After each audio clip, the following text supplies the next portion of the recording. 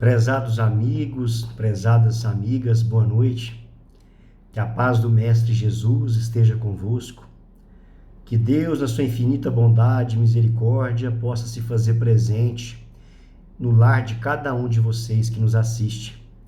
Gostaria de agradecer imensamente o convite da Casa Espírita, estudantes do Evangelho, em especial nossa querida Emily e todos os trabalhadores dessa casa que tanto colaboram na divulgação da doutrina, no trabalho social, assistencial. Que Jesus ilumine cada um de vocês. Muito obrigado pelo convite. É uma honra, é um prazer enorme poder conversar um pouco sobre o Evangelho de nosso Senhor Jesus Cristo, a fim de tirarmos proveito das lições do Divino Mestre. Muito obrigado pelo convite. O tema proposto para nós hoje é o capítulo 8 do Evangelho segundo o Espiritismo, item 11 a 17. Escândalos. Se a vossa mão é motivo de escândalo, cortai-a. Peço licença para ler a passagem aqui de Jesus, do Evangelho de Mateus, para que nós possamos conversar um pouco a respeito. Se algum escandalizar a um destes pequenos que crê em mim, melhor fora que lhe atassem ao pescoço uma dessas mós que um asno faz girar e que o lançassem no fundo do mar. Ai do mundo por causa dos escândalos, pois é necessário que venham escândalos, mas ai do homem por quem o escândalo venha. Tende muito cuidado em não desprezar um destes pequenos. Declaro-vos que seus anjos no céu veem incessantemente a face de meu Pai que está nos céus, porquanto o Filho do Homem veio salvar o que estava perdido. Se a vossa mão ou o vosso pé vos é objeto de escândalo, cortai-os e lançai-os longe de vós. Melhor será para vós que entreis na vida tendo um só pé ou uma só mão, do que terdes dois e serdes lançados no fogo eterno. Se o vosso olho vos é objeto de escândalo, arrancai-o e lançai-o longe de vós. Melhor para vós será que entreis na vida tendo um só olho, do que terdes dois e serdes precipitados no fogo do inferno. Mateus, capítulo 18, versículos 6 a 11, capítulo 5, versículo 29 e 30. Jesus, com a sua infinita sabedoria, com seu discernimento, era cirúrgico e necessário muitas vezes utilizar de figuras de linguagem para escandalizar os povos da época e deixar claro que era necessário uma mudança radical, uma transformação radical. Já havia vindo Moisés preparando o terreno para o nosso Senhor Jesus Cristo. Veio Moisés, depois veio a segunda revelação com o nosso Senhor Jesus Cristo, e Jesus, na sua infinita bondade, no seu infinito amor, com suas palavras de sabedoria e com o seu exemplo prático no bem, nos concitou a fazer essa reflexão. Portanto, a palavra que nós devemos analisar, tentar entender o sentido oculto, a palavra-chave dessa questão é a palavra escândalo. O que vem a ser escândalo? O que é escandalizar? A tradução da palavra escândalo significa tropeço. Escandalizar significa o ato de tropeçar. É quando nós tropeçamos. E ninguém tropeça numa montanha. Ninguém tropeça numa montanha, numa pedra grande, num degrau grande. Todo mundo tropeça naquele detalhe, numa pedrinha. Numa pedrinha no seu caminho, você acaba tropeçando. E muitas vezes nós fazemos aquela reflexão de ficar preocupado com a nossa vida, qual que é a nossa missão, o que nós viemos fazer, como devemos fazer, para que nós viemos aqui. Mas tenham segurança e a plena certeza de que a missão no sentido geral da palavra, Deus nos conduz. A misericórdia do Cristo está nos conduzindo. Então, muitas vezes você analisa questões familiares. Eu não tinha pretensão de ser médico. Eu não tinha pretensão de ser médico, não estava querendo ser médico, mas a minha família tem muitos médicos. E aí, do nada, me sentiu aquela vontade de ser médico. E então decidi fazer vestibular e fazer medicina. Passei e fiz a medicina. E aqui eu homenageio meu querido pai, que é um exemplo disso. Meu pai, quando ele era adolescente, a vontade dele, a vontade do meu avô, era que ele fosse veterinário. E no último minuto da inscrição no vestibular da UFRJ, um amigo dele chega até ele e fala as seguintes palavras: Cezinha, faça medicina, rapaz. Faça medicina, você vai ser um grande médico. Olha a providência divina trabalhando na vida e na encarnação do meu pai através deste amigo. E no último minuto de fazer a inscrição, o amigo dele pedindo, aconselhando ele a fazer medicina, falando que ele era capaz de alcançar a pontuação necessária para cursar medicina na UFRJ. E meu pai empolgado, né, alegre com aquele conselho, pensando a espiritualidade trabalhando, o seu anjo da guarda velando pela sua missão, o aconselha a fazer inscrição para medicina. E aí meu pai faz a medicina, passa no vestibular e cursa medicina na UFRJ. Hoje está com mais de 50 mil cirurgias ortopédicas. Mais de 30 anos dedicado na medicina. Essa é a missão que Deus cuida. Só que quando vem um escândalo em nossas vidas, quando acontece um escândalo em nossa vida, quando vem um tropeço em nossas vidas, nós erramos ou pecamos no detalhe. Nós pecamos no detalhe. Vou te dar o seguinte exemplo. Obviamente você vem para ser médico. Às vezes você nem estava se apercebendo daquela situação, que ele seria médico, e acontece isso como aconteceu com meu pai. E aí a pessoa acaba cursando medicina. Olha a missão grandiosa que Deus coloca em suas mãos para que ela pudesse utilizar as mãos para curar, para ajudar, para fazer o bem.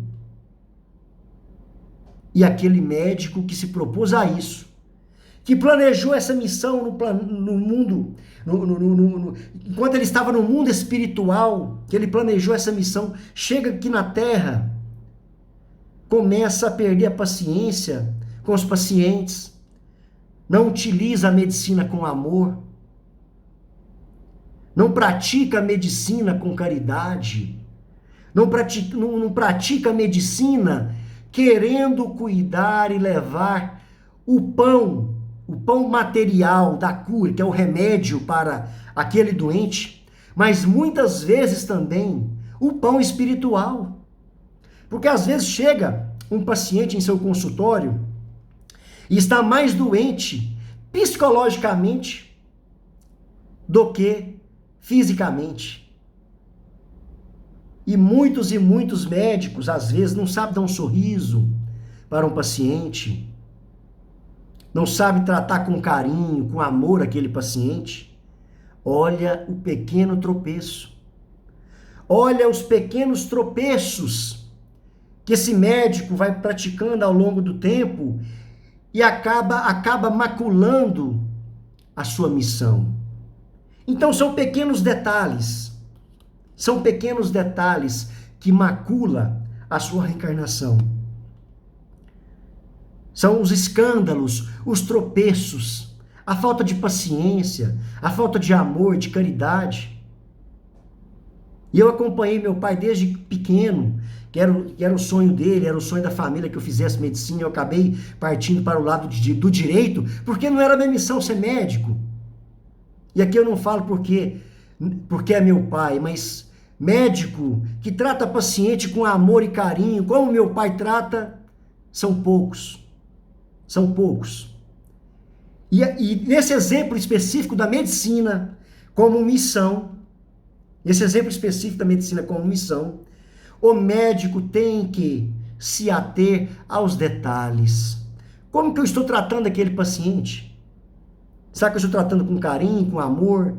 Será que eu só quero dinheiro? Porque às vezes você é atendido por um médico, o médico sequer olha em seu rosto. Sequer olha na sua cara. E o paciente sai dali triste. Anota rapidinho a receita ali e pronto, tchau, é isso mesmo. Cadê o amor? Cadê o amor? E aqui eu digo não só na missão da medicina, mas na missão do advogado, do empresário, do padeiro, daquele que está varrendo rua. Não existe tarefa mais importante que a outra. O que importa verdadeiramente é como você desempenha o trabalho. É como você desempenha a missão. E isso serve para todos nós. Isso serve para todos nós. E como muitas vezes nós não compreendemos as repercussões desses pequenos tropeços, desses pequenos escândalos, nós nos comprometemos com as leis de Deus por 200, 300, 400 anos. É um minuto para você tirar sua vida e centenas de anos para você reparar isso. Para você reparar essa grave ofensa à lei de Deus. Esse é um tropeço. Portanto, nós devemos passar pela vida, pelo menos buscarmos passarmos pela vida de forma consciente. De forma consciente, com responsabilidade, atentos aos sinais divinos, aos sinais de Deus, atentos às exortações de Jesus. E quantas vezes nós falhamos? Quantas vezes nós falhamos? Olha o trânsito. E quando eu digo isso, eu me incluo, viu, gente? Todos nós somos imperfeitos. Todos nós estamos aqui para evoluir, para tentar melhorar, para tentar aprender, para tentar praticar. O simples fato de eu estar aqui conversando com vocês não significa que eu alcancei, que eu não alcancei nada. Eu preciso de alcançar muito e muito e muito ainda. Como todos nós, reencarnados neste mundo de provas e expiações ainda. Porque vai chegar um dia que a gente vai deixar de escandalizar. Jesus dizia, é necessário que venha o escândalo. Por que ele falava isso? Por que é necessário que venha o escândalo?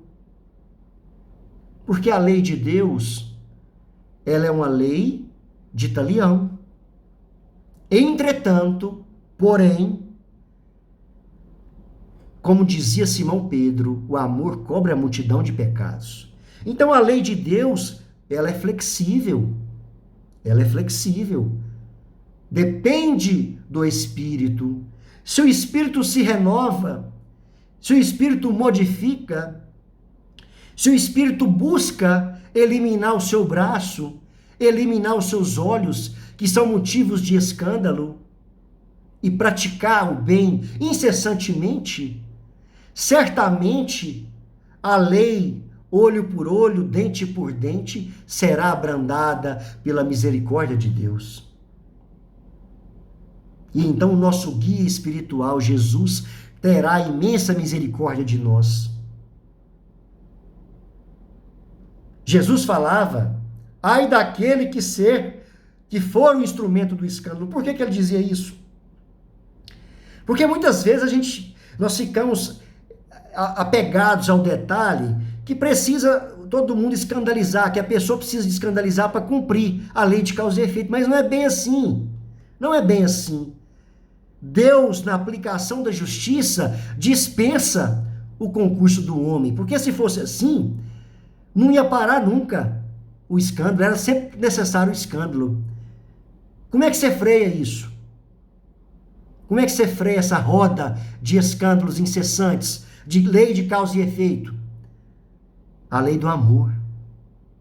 A lei do amor. A pessoa não precisa ser instrumento de escândalo na vida de ninguém, porque Deus sabe cumprir a justiça E se a pessoa tem que passar por alguma experiência difícil, se a pessoa tem que reparar alguma situação relacionada à lei divina que ela agrediu, Deus sabe utilizar os seus mecanismos de justiça para que ela possa reparar. Não precisa ninguém fazer o mal para ela. Vou dar o seguinte exemplo. Supondo que uma enfermeira ou uma médica utilizou as mãos para cometer inúmeros e inúmeros abortos. Inúmeros e inúmeros abortos. Será que necessariamente numa próxima reencarnação esse espírito, essa enfermeira ou essa médica terá que ser abortada? Será que vai ter que existir um outro médico, ou uma médica, ou uma enfermeira na vida da mãe dela para fazer o aborto? E quando nós olhamos quantas mães que estão ávidas por ter os seus filhos e não podem ter, por doenças físicas, pelo fato de o útero às vezes não estar desenvolvido, olha a justiça divina sendo aplicada, dispensando o concurso de outrem.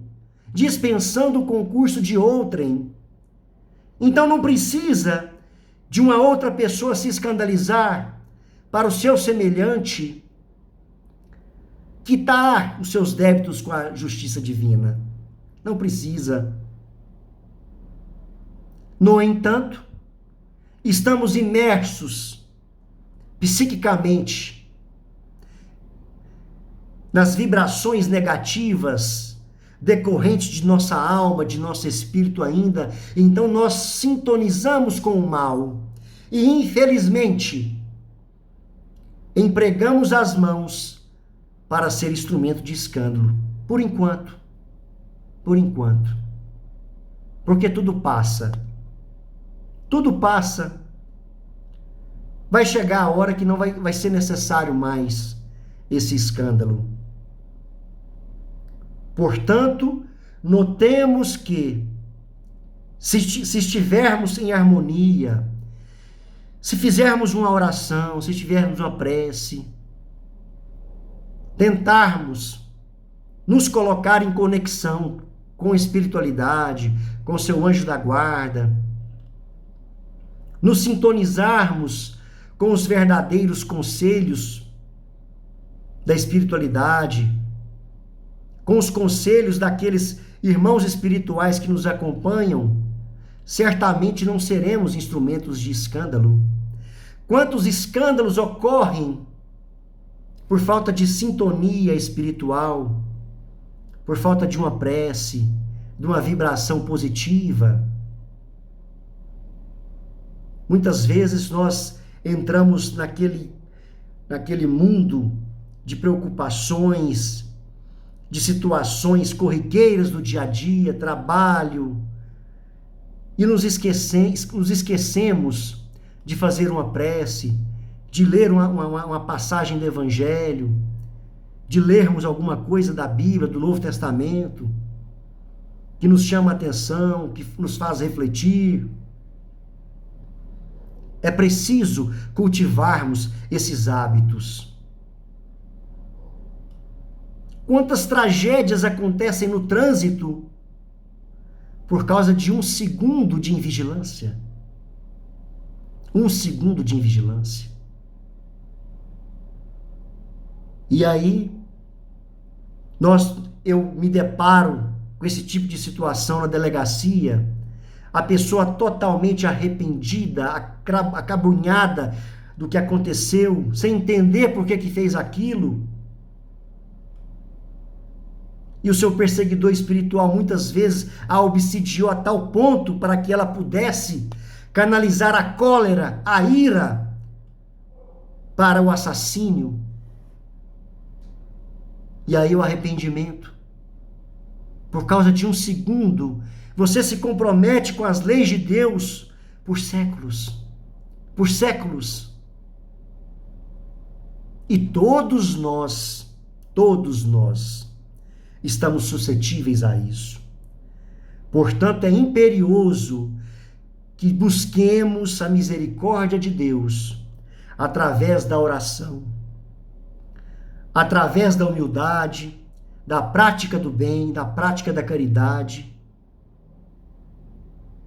porque senão podemos ser visitados pelo escândalo. Podemos ser instrumentos de escândalo na vida de outrem.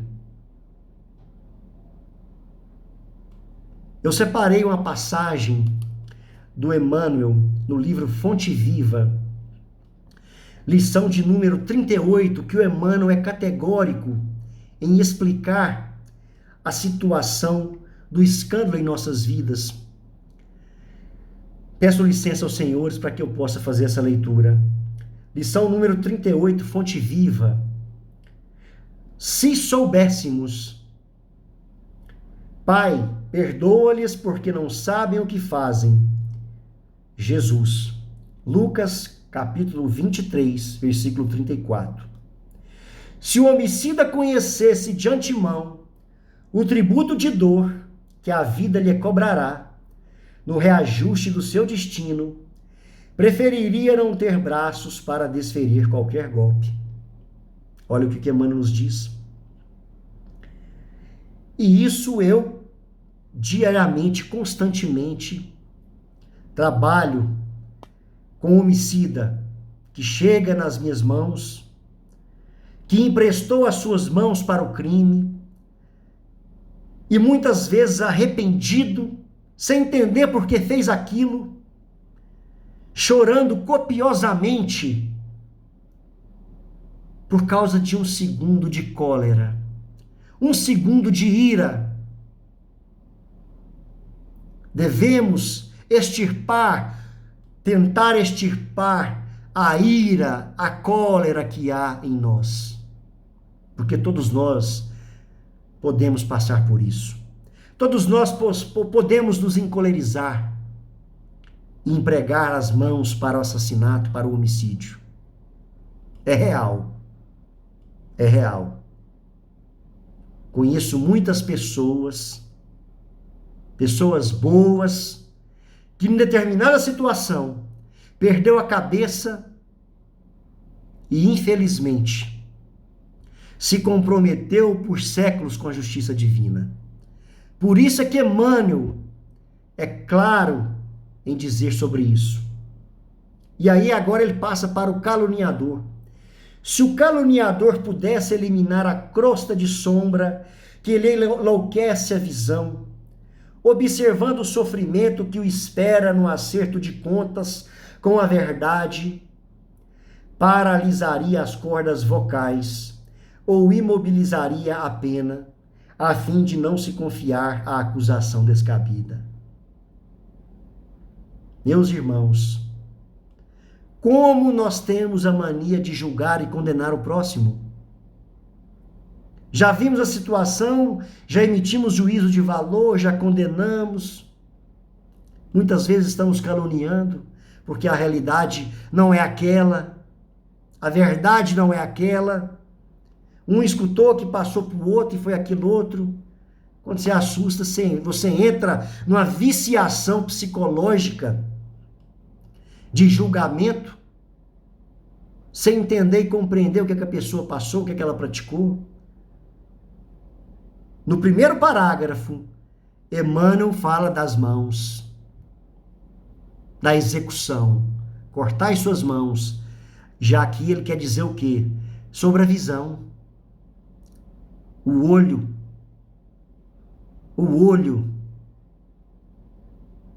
Nós devemos prestar atenção em nossa visão, em nossos olhos, porque se os nossos olhos forem motivos de escândalo também, devemos arrancar. E como a pessoa que tem um olho mau, que tem a língua felina, tem a capacidade de trazer a dor para o seu semelhante. E prossegue o nosso querido Emmanuel. Se o desertor do bem conseguisse enxergar as perigosas ciladas com o que as trevas lhe furtarão o contentamento de viver, deter-se-ia feliz sob as algemas santificantes dos mais pesados deveres. Quantas pessoas se entregam à tristeza, se entregam à depressão, entram naquele ciclo vicioso, se coloca na vibração de simbiose com os irmãos desencarnados que lhe perseguem, entra num estado difícil, psicologicamente falando, de loucura, até o suicídio. É importante pensarmos nisso. E como tem ocorrido suicídio nessa transição planetária? Como tem ocorrido? Quantos irmãos, às vezes, vão para o centro espírita ou para a igreja, para as casas de orações.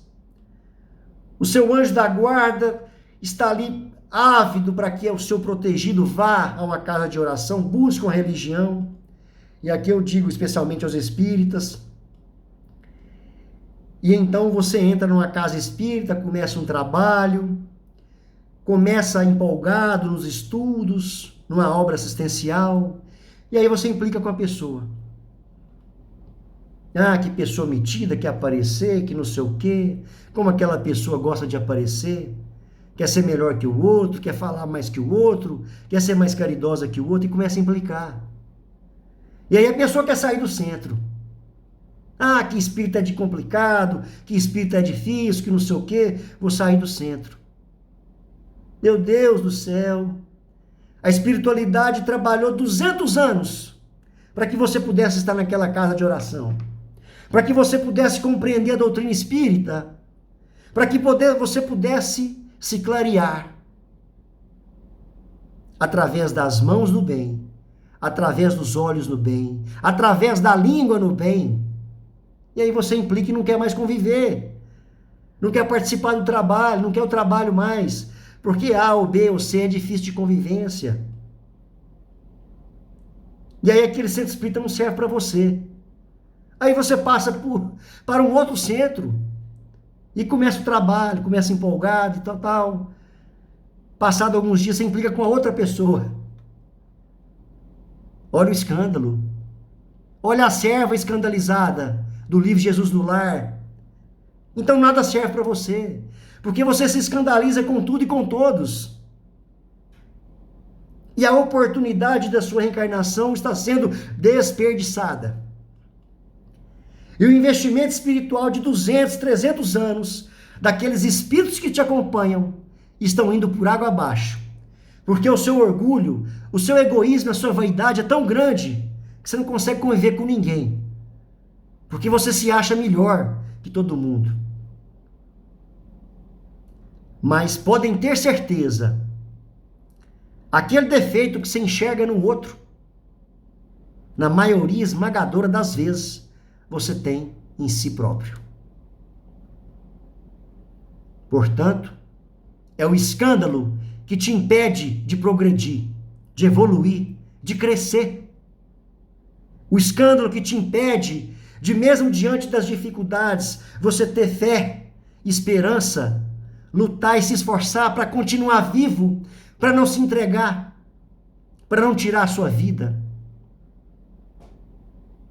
E Emmanuel prossegue. Se o egoísta contemplasse a solidão infernal que o aguarda, nunca se apartaria da prática infatigável da fraternidade e da cooperação. Quantas pessoas altamente egoístas se isolam de tudo, de todos e do mundo e não compartilha a sua vida? Porque quem vive única e exclusivamente para si, se isola. E às vezes a pessoa acha que ela está sendo isolada pelos outros. O orgulho é tão grande, a vaidade, o ego é tão grande que ela acha que está sendo isolada por A, por B, por C. Só que ela não enxerga que ela que está se colocando numa condição de isolamento social e espiritual. abrindo brecha para a depressão, para a tristeza, para a angústia. Emmanuel nos exorta sobre isso. Se o glutão enxergasse os desequilíbrios para os quais encaminha o próprio corpo, apressando a marcha para a morte, renderia culto invariável à frugalidade e à harmonia. Quantas pessoas que, infelizmente, se entregam à golatria e, passados 10, 20, 30 anos, está com obesidade mórbida, com problemas de saúde, com diabetes. O que você está fazendo com este corpo que Deus te emprestou? O que você está fazendo com este corpo que Deus te emprestou? Está exagerando na bebida? Está exagerando na comida? Emmanuel chama a atenção para isso. Não deixa de ser escândalo isso também. Precisamos nos atentar para isso, porque esse vaso físico é o corpo que permite o espírito evoluir, que permite o espírito progredir espiritualmente, moralmente. Então nós devemos cuidar do espírito, do corpo, desculpa. E também do espírito, obviamente. Nós devemos cuidar desse corpo. É importante a saúde. E então, muitas vezes a pessoa reencarna com a saúde debilitada, com um problema no pulmão. Mas por quê? Manchou o perispírito com excessos. Fumou demais em outra reencarnação, agora tem que reparar. Agora vem com doença respiratória. Vem com efizema pulmonar. Se soubéssemos quão terrível é o resultado de nosso desrespeito às leis divinas, jamais nos afastaríamos do caminho reto. Se soubéssemos quão terrível é o resultado de nosso desrespeito às leis divinas, jamais nos afastaríamos do caminho reto. Como dizia nosso querido Paulo, tudo é lícito, mas nem tudo é conveniente. Nem tudo é conveniente. Porque a liberdade exige responsabilidade. A liberdade exige responsabilidade. Nós somos livres para plantarmos o que quisermos. O que quisermos. Somos livres para isso. Porém, a colheita vai ser obrigatória. A nossa colheita, ela é obrigatória. Se nós plantarmos escândalos e mais escândalos, através das mãos, através dos olhos, através da língua, certamente chegará um dia em que será imperioso o ressarcimento, o resgate. E Emmanuel continua: perdoa, pois, a quem te fere e calunia. Como é necessário o perdão? Como é necessário o perdão? Porque a pessoa que perdoa, ela se liberta.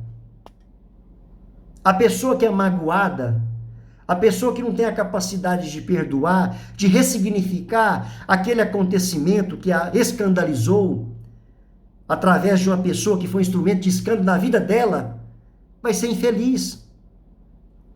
Porque aquele que não perdoa se liga ao ofensor o tempo todo. E esses grilhões magnéticos, às vezes vão ser rompidos 200, 300 anos depois.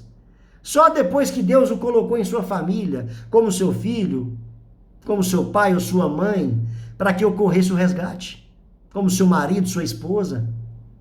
Então, se você perdoa agora, você rompe os grilhões magnéticos que liga algoz à vítima.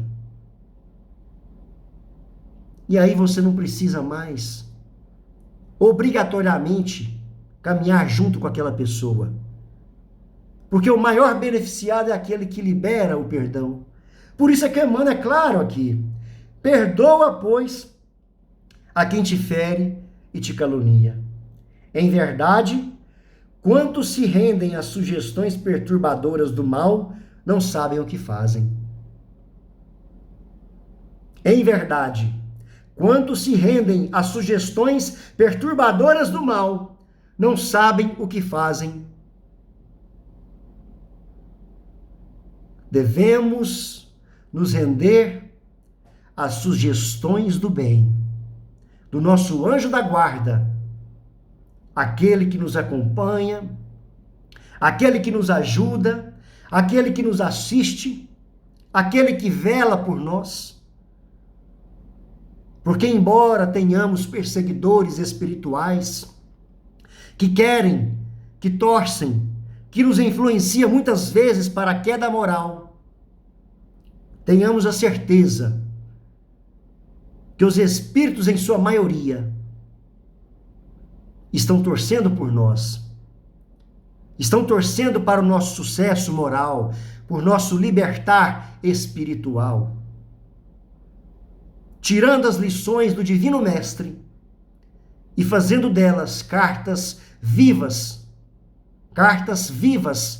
em nossa vida, através do pensamento, através da nossa visão, através da nossa língua e através de nossas obras, utilizando as nossas mãos, não para escandalizar, mas para erguer, para ajudar, para estender a mão para o outro,